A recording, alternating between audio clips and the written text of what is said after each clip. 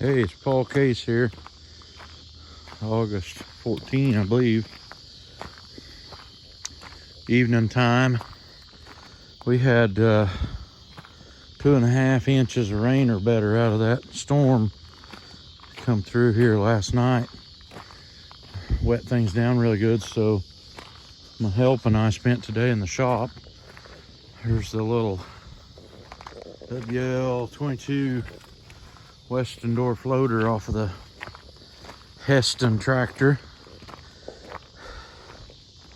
We had got that fixed up and put in one day last week when we was not busy in the woods because of the rain. Well, today we got quite a little bit done to it.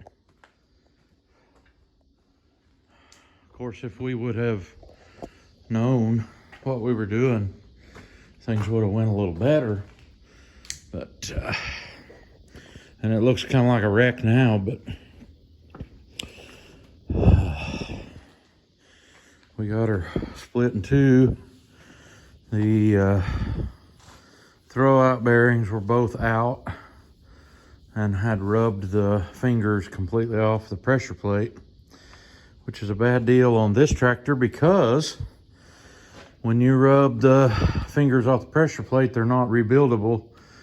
And a new pressure plate, because it has one clutch disc already in it, is like, I don't know, $899 is where I found them on the internet for, but there's not a clutch shop around here close, local, that fixes stuff like that anymore. So I had to talk to a guy that I've gotten to really like. He deals in Dutch tractors over by Fairview, Missouri. It's about 45 minutes from here maybe.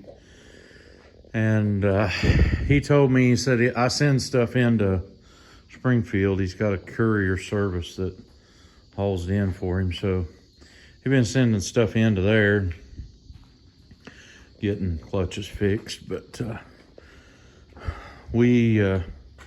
so I took it over to him, and he looked at what I had and he said, you don't want to try to fix this one. They'll charge you an arm and a leg just to try to fix it. So we'll probably wind up with a new pressure plate. All the bearings, including the pilot bearing, was bad. I don't know if I can do this one-handed or not. I need to plug this cord in so I can get a little light. I have never been able to find on this tractor where the fluid fill is for the rear end, and I had to drain all the oil out of the rear end. It's wonder if that ain't yet. Right there. Right there. But it is. Huh, okay. I hope that's rear end and transmission. I only got 10 gallon of oil out of them. But anyway, the other little Hesston I've got, the little orchard tractor, has a dipstick on that plug, so but that's where it's at. We got kind of lucky on a few things. They have enough extra air conditioner hoses that you didn't have to take them apart, and they have enough extra lead on this one right here's the lead on the temperature gauge. You didn't have to pull it. But you had to, you see these 3 bolts on the top of that. In order to get to that, we had to take the front mounts on the cab loose, pull the bolts out of them, and you can see we've got the cab jacked up, setting on blocks, lifted up so we could get to those 3. But that made it doable, and if we would have known that on the get-go, it would have went a lot better. One of the things that made this go as good as it did was that this tractor had never been broke into before, I don't believe. I believe it, all the tight on the bolts was original like. All right, Sam. Yeah, yep. But Kevin and I'm not much help. Just drag stuff around. We working on it together. Probably really worked about 4 hours to get it to this point, and I had figured out, hey, maybe we won't have to take all that loader bracketing off, and we didn't, and that's actually helped us out. The width on that piece back there is handy, and the crossbar we blocked up from it to the motor. And anybody that don't know, when you split a tractor in two that's got a wide front on it, it's got a hinge right there, and so you put wood blocks.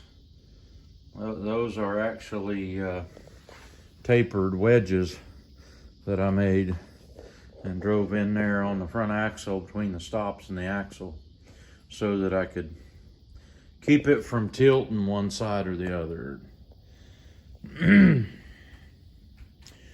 I don't know if this tractor will wind up being something I want to keep or not. It sure starts and runs real nice. The meter works on it, the tach works on it, and it read 3,126 hours, I think.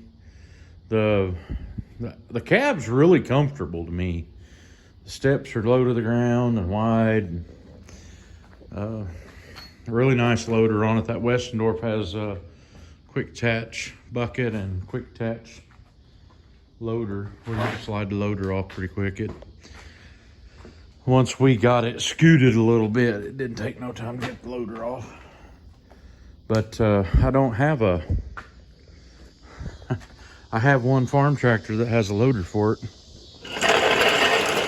anymore. I've got that old yellow construction tractor that works real good, but my little 585 has a loader for it. I've been using it on everything hayfield related. And like, if I had this loader on that tractor, it might get put on the square baler when I need to square bale.